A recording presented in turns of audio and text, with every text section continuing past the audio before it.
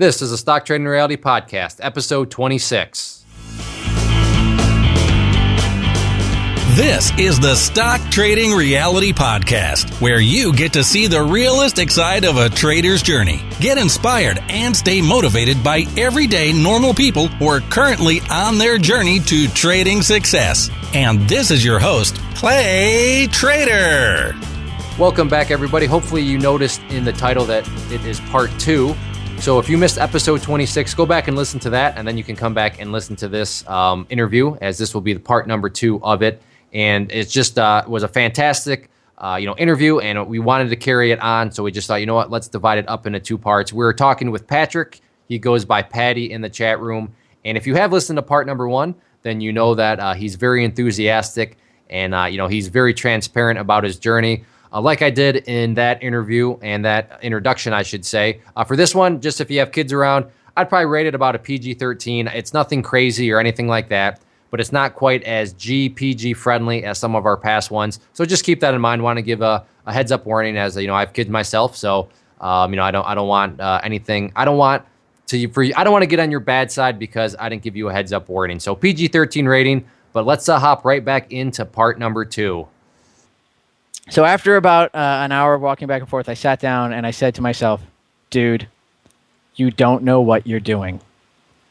And I said, I need to figure out how to do this. And I went onto the web and I just started Googling. And while I was Googling before I do that, I came across StockTwits, this fellow who puts up videos of his chart analysis.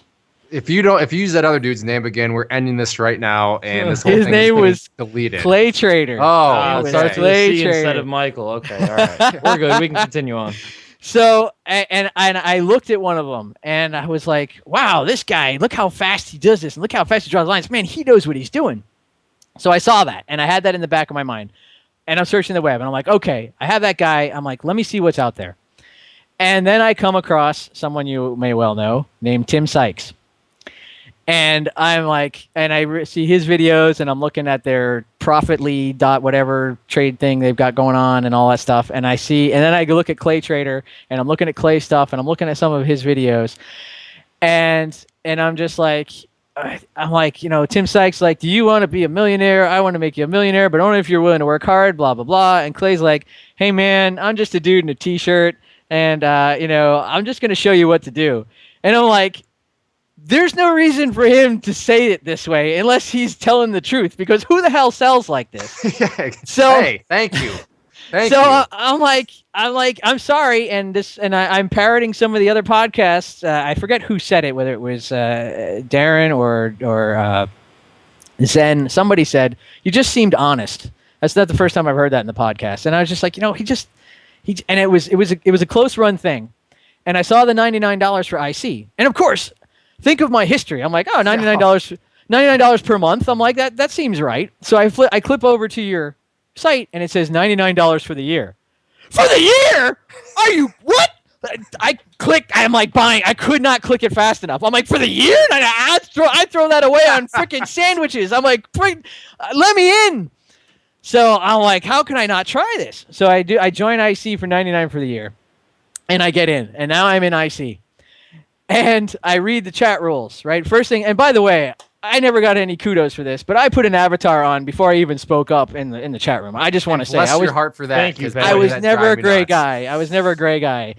But so I'm in the chat room and I'm reading it, right? Because I'm so. You're reading the rules, or you're reading the chat room? I'm reading the rules. Okay. I'm so fired up. I'm reading your chat rules. Remember, this is before the lounge existed, people. This is when it was still just the pit. So.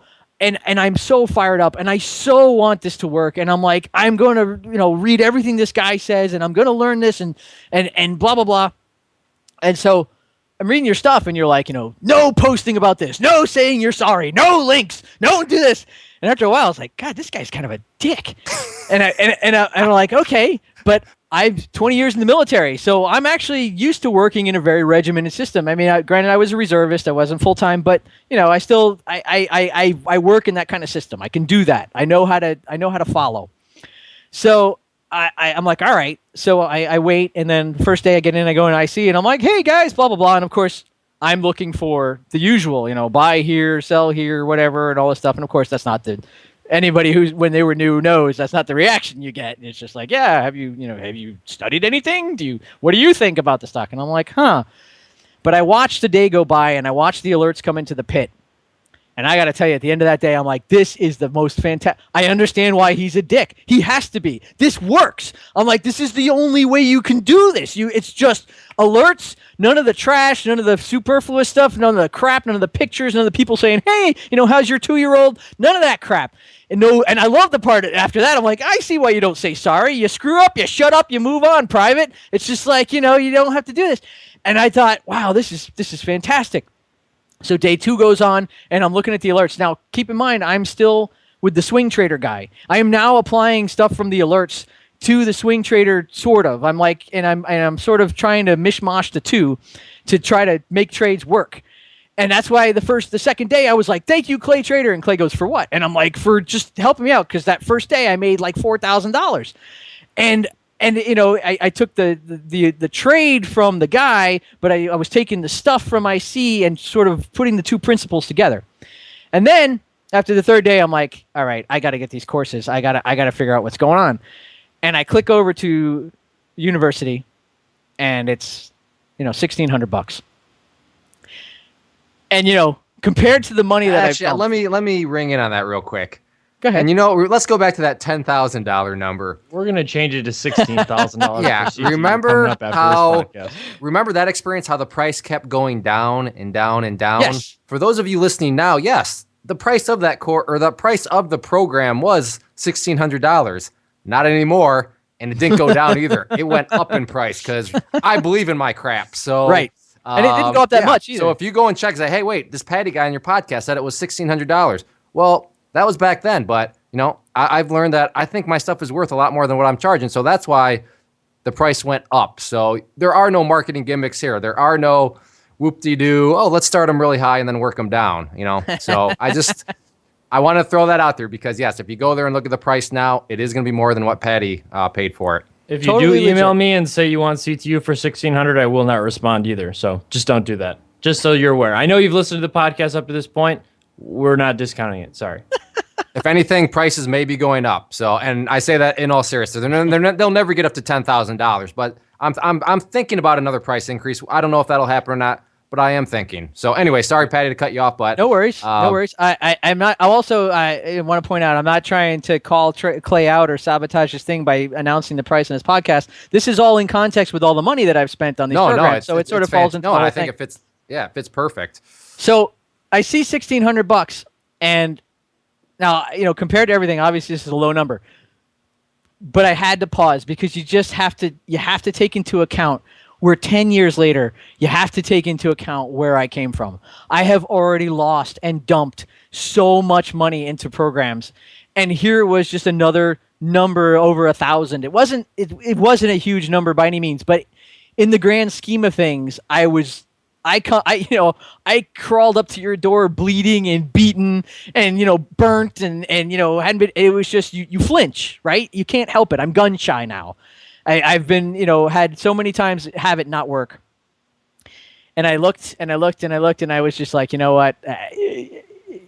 If you think he's as honest as you think he is, and if you believe that he can help you, he can. This is a small price to pay. It's not like I couldn't afford it. It had nothing to do with that. I have a really good job. I am in an incredible situation that people probably would hate me for, working from home, making the money I do, and being able to trade full time. So third day I ponied up to $1,600. You emailed me first though, didn't you? No. You didn't? I emailed you afterwards. Oh, okay. I do remember getting an email from you. Okay. So remember this as well, though. He did make $4,000 on his first day here, so he's already got CTU paid for technically with the one trade. So just keep that in mind. So he can pretty much buy with his profits at this point. However, if you think you're going to pay $99 to join the inner circle and then make $4,000, don't sign up for the inner circle because that's not how it works. That's not how it works. That is the exception and not the rule. So there is no gimmicks here implying that, hey, pay $99. I want to qualify that. I want to qualify that 4,000 gain though that I made. Part of it was fool's gold. It was me. I went crazy a bit and I bumped a big short that I was in, and just got lucky the next day. I mean, it was more luck than anything else. It was just. Thank you. Okay, good. Because I don't. Last thing I want is, hey, I heard this clay trader guy. You pay $99 and then you get 4,000 the first day. And no, that's nope. So thank you for being upfront about that. Yeah, no, I totally pulled a Mr. Bumpit, and I totally lucked out on the trade. It was just how I scaled out of it that I was sort of taking from what I was learning in IC at the time. But so I pony up the money and I get the courses, and then of course I'm spending so much money still, and I was like, well, it's only been 3 days. I'm like, plus you get the IC membership. So I emailed Clay and I was like, could I get the $99 back? Because, I was only here 3 days. I bought your course. And Clay's like, no, man. He's like, you didn't take the dive. He's like, too bad. And I was like, man, he is a dick. No, I was just kidding. But that was the email that we exchanged that we had. But anyways, I was like, you know what? If this is as good as it is, I'll make that and then some. So I got the courses. And I want to just preface that. The reason I do that is, some people show up and they go headfirst in. They join CTU, which gives you lifetime membership to the inner circle too. And for them, they need the best pricing possible because they took the ultimate risk. They didn't dip their toe in the water. They didn't test things out. They just said, you know what? I fully trust this guy. Paddy did not fully trust me, and that's totally fine. I have no problem with that. That does not offend me at all. He wanted to test the water. He wanted to try to lower his risk a little bit by saying, well, let me pay $99 and see if this is worth anything. Well, it's not fair to the people that pay, the whole kit and caboodle up front without testing the waters. It's not fair to them to let somebody else go a less risky route for the same price. So I'm just trying to be like the market. I'm trying to measure risk like the options market does. The market's always measuring in risk. Well, I'm doing the same thing, within my business model. We're trying to be fair to everybody. If you take more risk, you're going to get a better pricing detail or a better price for me. If you take less risk, then you're going to pay a little bit more because you're taking less risk. So, that's why I told Paddy no, was because he chose the less risky route.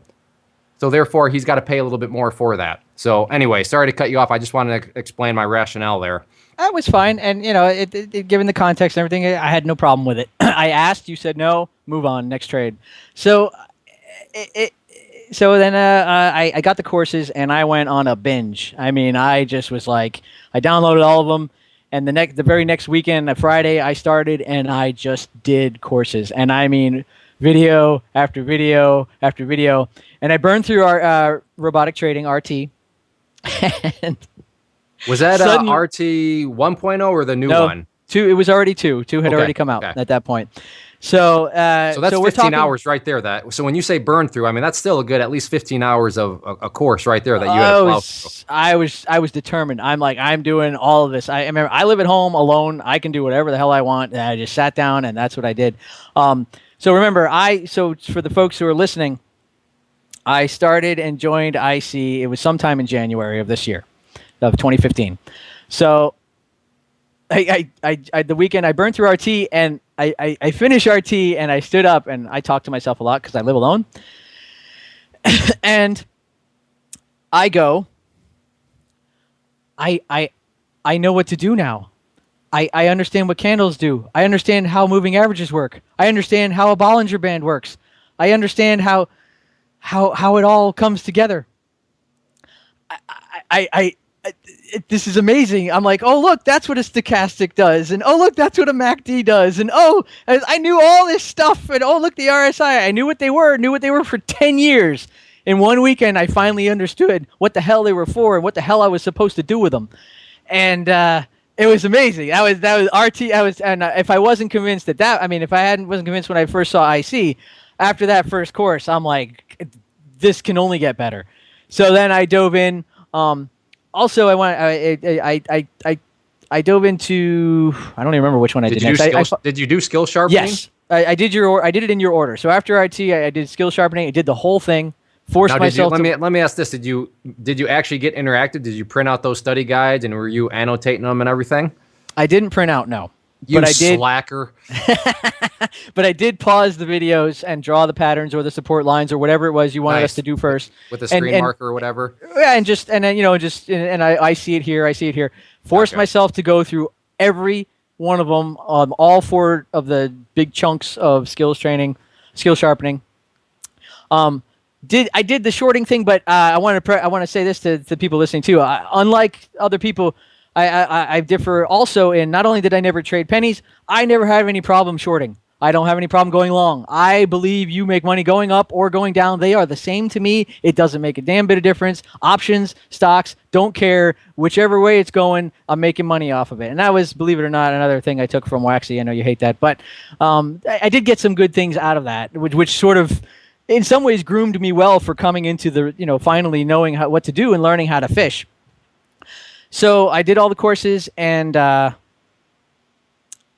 first thing was I had to get out of it. I want to provide a little more context because I want people to know how hard you've been working. And I don't think you've ever missed a live webinar either, have you?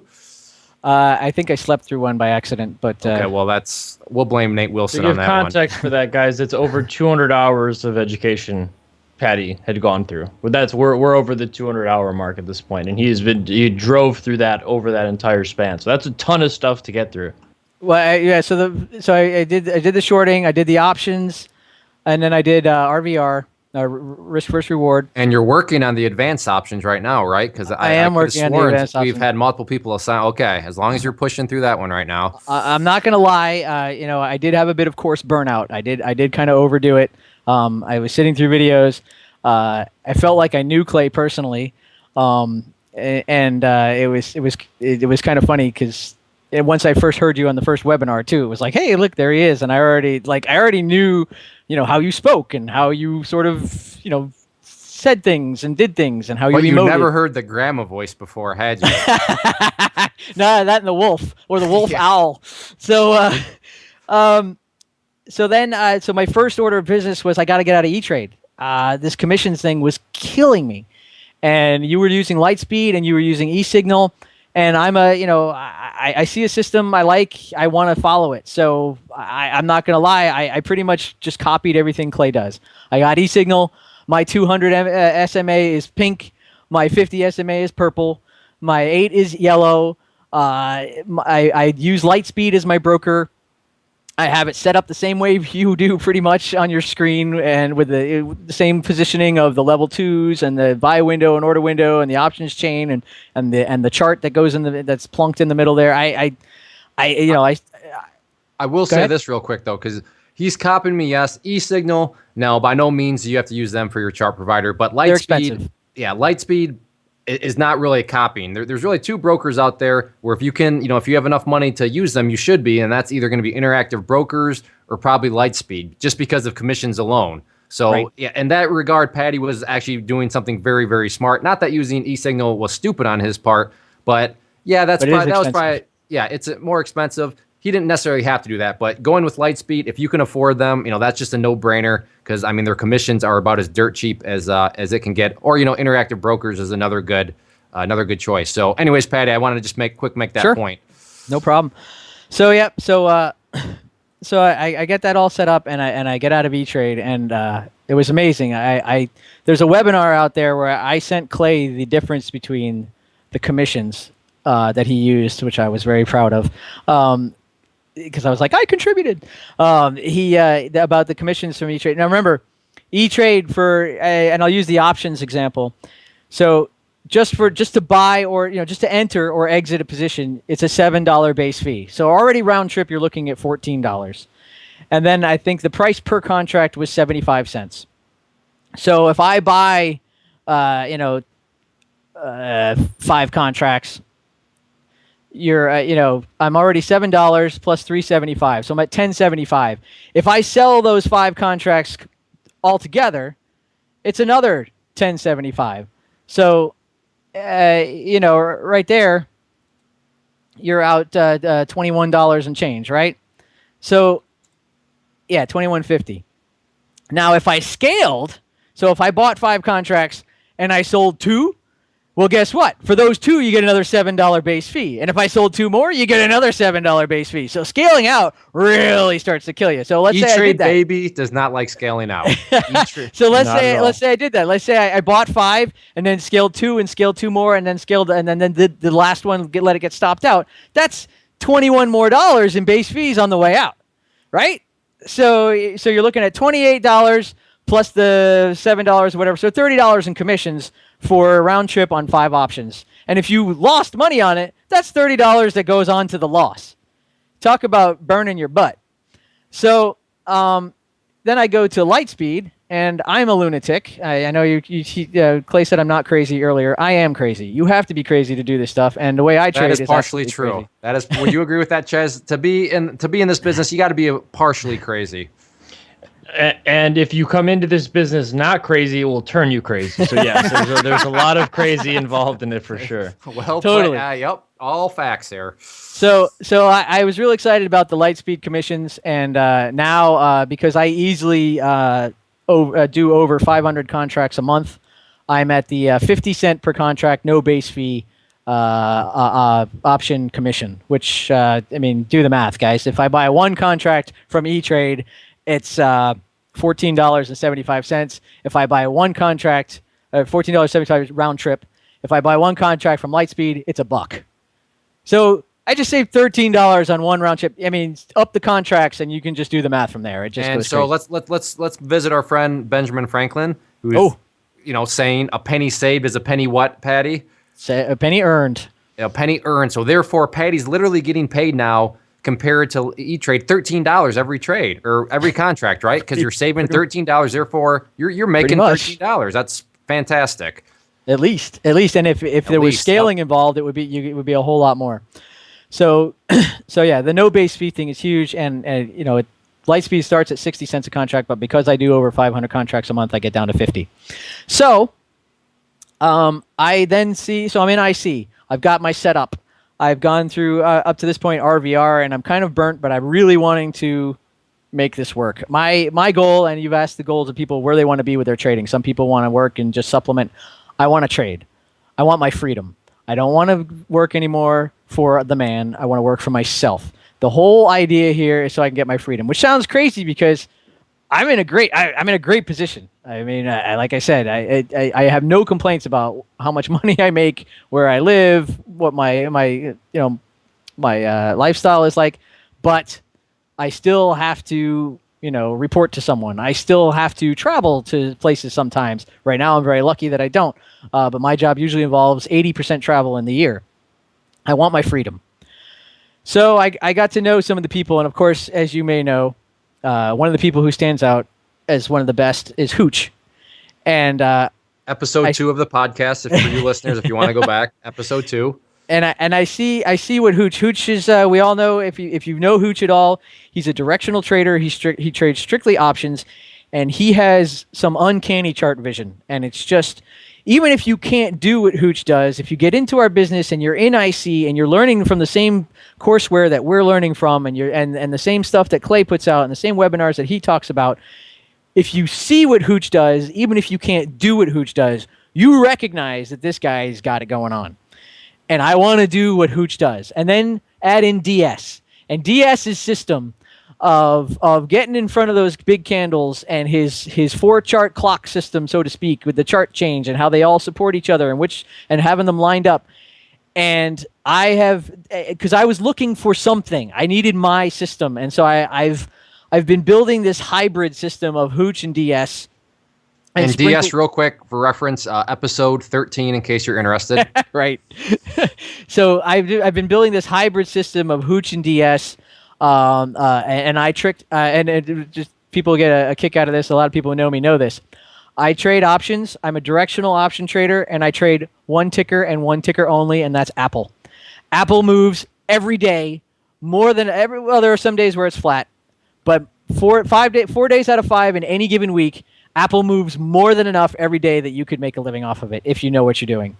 And I figured it's a big mover. It has a very small spread. The bid ask is rarely more than 2 cents. It's often 1. When it moves fast, it may jump up to 3 or 4. Small spread, big mover, and I am married to Apple. You talk about intimate with a stock. I know Apple when it's grumpy in the morning. I know Apple what it is in the afternoon. I know what Apple is going to do.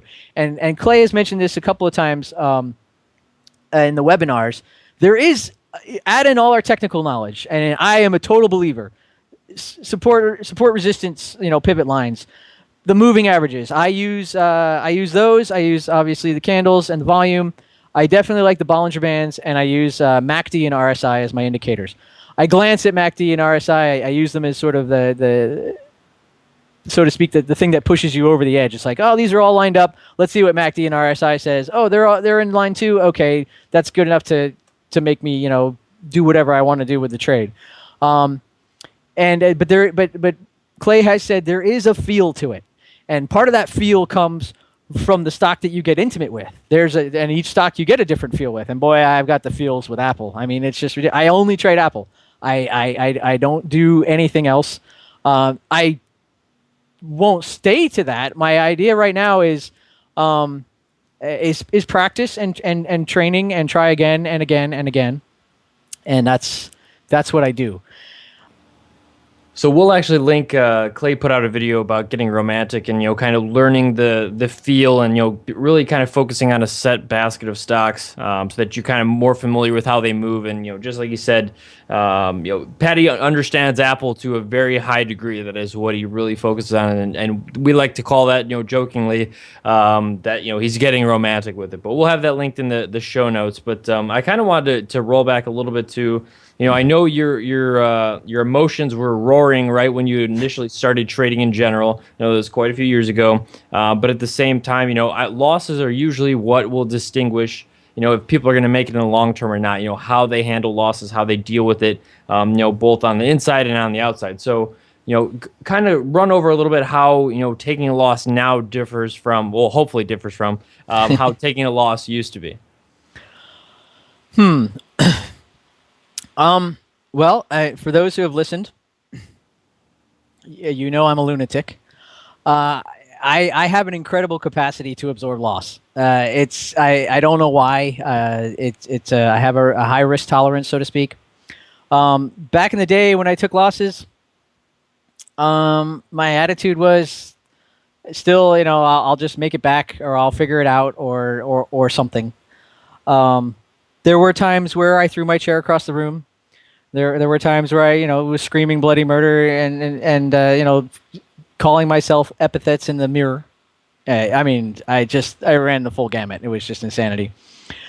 Now, but one thing I did learn, and not to keep harping on the guy from before that Clay hates hearing his name now, but one thing I did learn is that losses are part of the game. He emphasizes it just like we emphasize it here. You will take losses, and to not expect to take losses is unreasonable.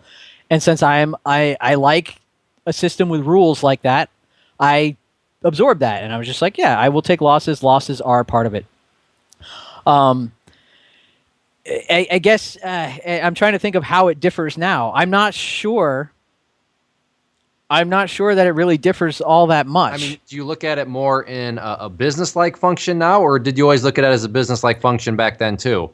I always knew it was just part of the business. It was part of how you're supposed to do it. So I'm calmer now. I will say I'm definitely calmer now. But 10 years of going through this crap, you definitely acquire, or I have acquired, an unbelievable ability to reset. And by that I mean emotionally and mentally and focus. It's the morning I go, I lost $200 today. I'm like, okay, reset. Tomorrow you start from zero, next trade, and you go on. When it's a bigger trade, sometimes it's a little harder to do. It may take a walk out my driveway for a while, don't know. But then I take a deep breath and I go reset, because every time I take a loss and I feel discouraged, I just remind myself, I want my freedom, and this is the way I want to get it. I remember, I will say this, I remember the first time I started the day trading thing in 2009, and I had my charts up, and remember I had 4 screens, and so I had it was 9, 20, I had something like 27 charts up or whatever of different tickers and everything, and all the bars started moving and everything. And I just related it to, I'm a gamer, and I just related it to a video game. I'm just like, this is great. I want to play this. This makes me money too. I'm like, this is how you got to make money. It's just, it appeals to me. Be my own boss. Be in control. Well, technically in control, as control as you can be, because we know there's no guarantees. But I take losses now. It's just mentally, it sounds like it's the same. So let me preface, or let me rearrange the question. how are you at your risk control systems compared to back then versus now? How do you view risk? How do you manage risk? How are those systems? Is there any difference in risk management from then until now? Oh, yes, absolutely. So because I trade options, I still use mental stops. But when I talk about mental stop in IC world and now and in 2015, it's a very different thing than the mental stop that I had in, say, 2008. I actually respect them. I actually follow my mental stops because there's a feel portion to it, and I'm trading Apple all the time. If it gets close or goes past my stop, but you can see on the chart, I can go, okay, I may be able to give this a cent or two wiggle room. And I have been ninja'd. Don't get me wrong. I still get ninja'd on my stops when I get cheap shotted on my stops when I respect them. But there are times where I am able to let it wiggle because it's a mental stop, and I benefit from it. Nothing like the old days where I would take, I'd be down $8,000 or $7,000 in a day. It's in the hundreds. I also trade with, a larger portfolio, obviously, if people heard my numbers, than some. So, what consists of a larger loss for me, it's all relative, right? It's what you're able to absorb and what you're able to deal with. Right, all proportionate. Yep. Much more discipline, though, to answer your question. Much more discipline. Okay, so you feel you actually know. You made the comment, and I don't know the guy, so I'm not trying to rip on him. He could be a fantastic human being, but he would make comments.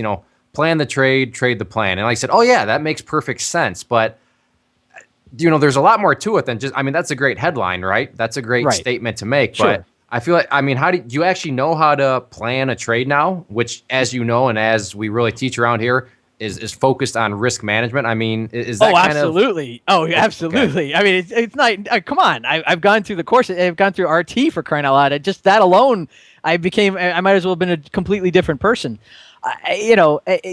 Absolutely. I mean, it's there. It's all the factors that you build into it, right? You've got your support resistance lines, you've got your grandma numbers, you've got your patterns, you've got your MAs, you've got your indicators. You put them all together, right? And the newest thing I've added so far is what Hooch and I have talked about a couple times is stepping in front of the train. And I've been doing that lately, and it takes a little getting used to. And if you step in front of the train too soon, that can hurt. But it works. The scaling portion of entering a trade definitely works. It really is chart time and FaceTime with the charts, right? We can learn all the rules, but at the end of the day is you just got to look at the charts, and you got to look at them again and again and again. There's a great quote from Will Smith for you moviegoers. He said, talent comes naturally. Skill comes from hours and hours and hours of banging on your craft. And that's basically trading. I mean, I don't even know that you could have a talent for trading unless you get that special psychological feel that some people seem to have naturally. But the skill part, that comes from banging and banging and banging on charts and reading charts and looking at charts and drawing the patterns and seeing the support resistance lines and using them and watching how it works and see how the candle reacts and where it is and it just until it's instinctive. And the interesting part is your speed changes too. When I first came into it, and like I said, I was trying to emulate what Hooch does, and he's trading on the 1 minute chart and on the 2 minute chart. And up to that time, my chart had always been pretty much the 5 minute. And I'm looking at the 1 minute chart and 2 minute chart, and I'm like, you gotta be crazy. I'm like, who could trade this thing?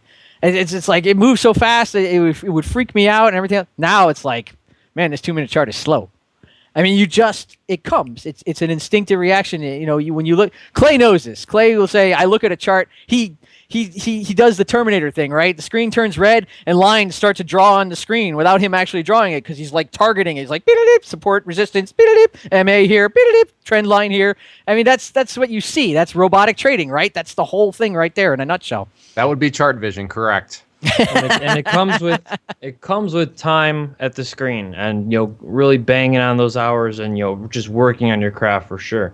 There's no shortcut for that. While we do, in my opinion, education is a huge shortcut for us, and it'll save you a lot of money and time. You're still gonna have to put in the effort, and a lot of people, just want that quick ticket to millions. But obviously, what it takes to kind of really put those hours in.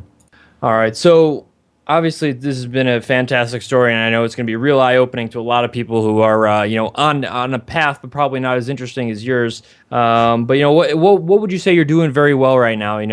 We've gone through a whole mess of troubled times, things that weren't working out well. You're kind of, a lot of things have changed. You've realized a lot of things. So what are you doing well now? How's it going? What am I doing well now? I'm recognizing, first of all, your size, your position size is a key to how you can tolerate movement in your trade, right? So I'm much better at gauging what my size would be, because I used to think just like anybody else, go big or go home, right? The classic saying. And you go big and it swings 2 cents and you're down $400 in the blink of an eye. You start to bleed from your eye sockets and your hair starts to catch on fire. It just doesn't work so well. But if I have, 2-3 contracts and I'm trading options exclusively right now, and, it goes down 10 cents and I'm only down $50. And I'm like, okay, but this, from where the chart is I need to give it some wiggle room and it's going to come back. So I'm much better at managing my size, my position sizing. I am 100,000 times better at recognizing support resistance lines. I am 1,000 times better at using moving averages as support resistance lines now that I know what they are. Recognizing specific candle formations like a hammer candle or a wolf candle at support resistance lines at the Bollinger Bands on the outer edges of that trade. I'm better at respecting my stops because I use mental stops a lot.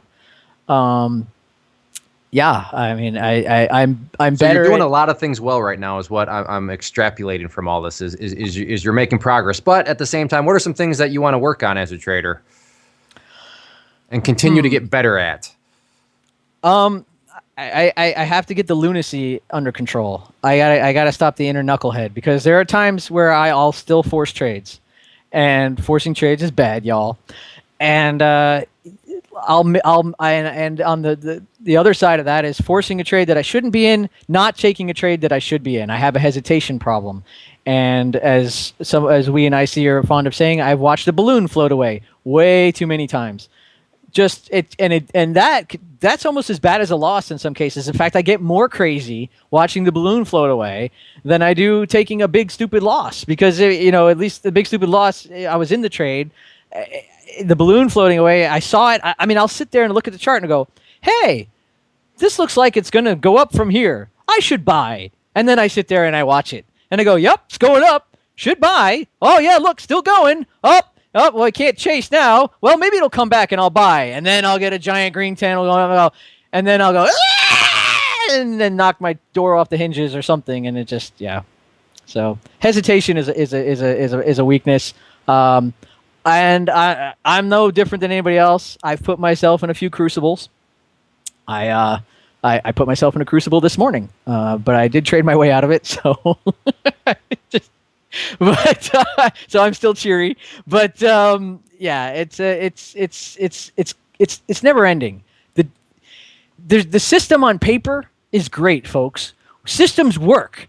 The problem is insert hairless monkey into system, and then things start to go crazy. Add psychology to hairless monkey in the system, and things start to go really crazy.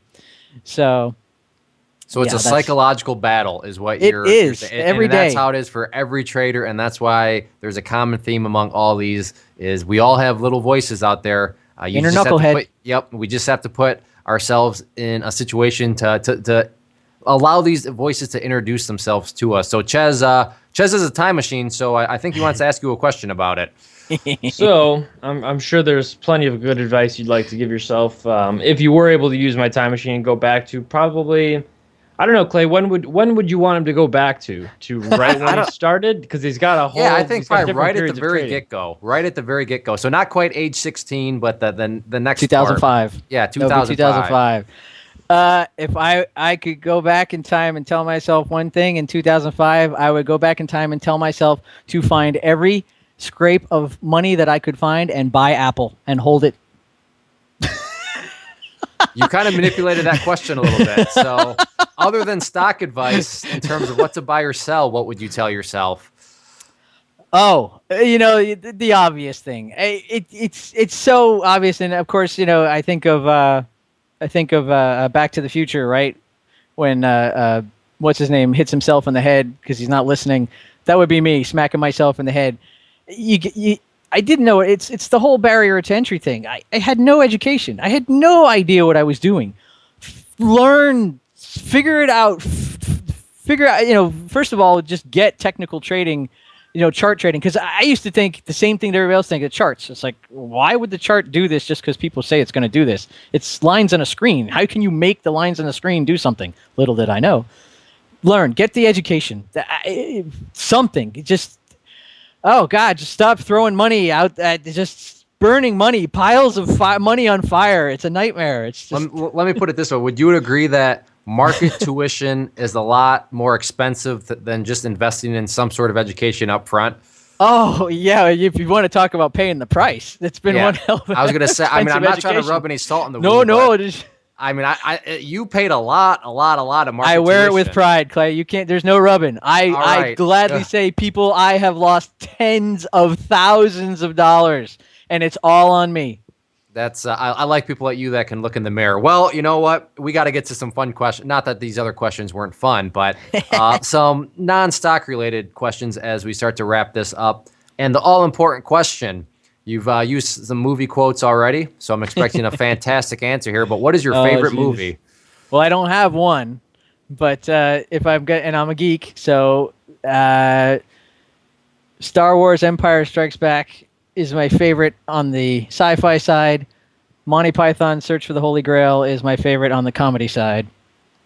Well done. I think Monty Python, there's a bunch of those ones, right? Because there's Life of Brian. And... Okay, yeah. So good choices. What about your favorite food?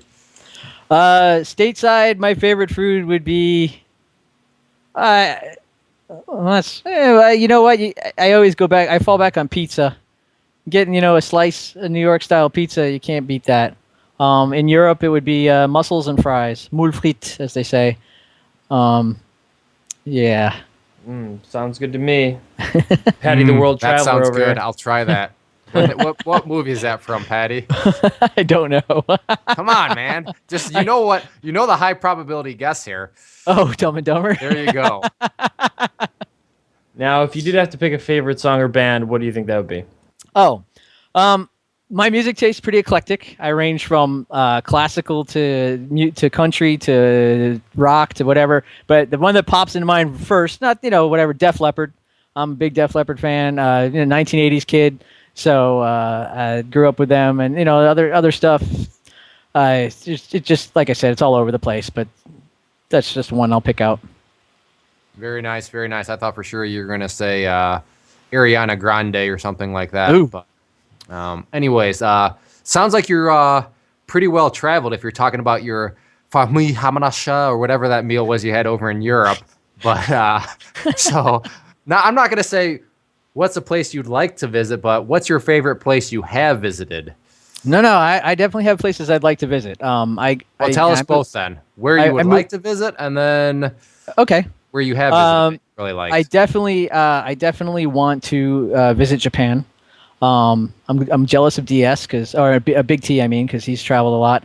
I definitely want to go to Japan, Australia.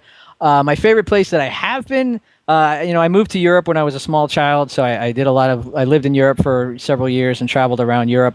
Best place that I have been, oh man, that's a tough one. I'd say skiing in Austria. I'd say the European Alps is fantastic place to be. So Austria, and you go to a little ski town and do that. There could be, but Europe, all over the place. There's so many places you could say. Very nice. Now, what do you do for fun or hobbies, outside of trading? Because trading can't be considered it. I'm a gamer. What kind of games? So what like games do you Pac-Man? play? Because Clay's not going to know any of them. The ones you list. So you like Super Mario? Is that what you're saying? No. Right now, because I play. It varies. I'm not a big first-person shooter, a Twitch gamer like Chez is, but I play EVE Online, which is a space simulator, and I play a little bit of World of Warcraft every now and then. But it runs the gamut. I do a lot of Minecraft too. It's always fun to just burn some hours. Nice. Well, our final question. I'm limiting you to 3 words, and these 3 words have to describe what you would consider being associated with a successful trader. So what would those 3 words be? So the very first word I would say is discipline. No doubt about that. The second word, I actually was trying to figure out what these words are going to be because I knew this question was coming.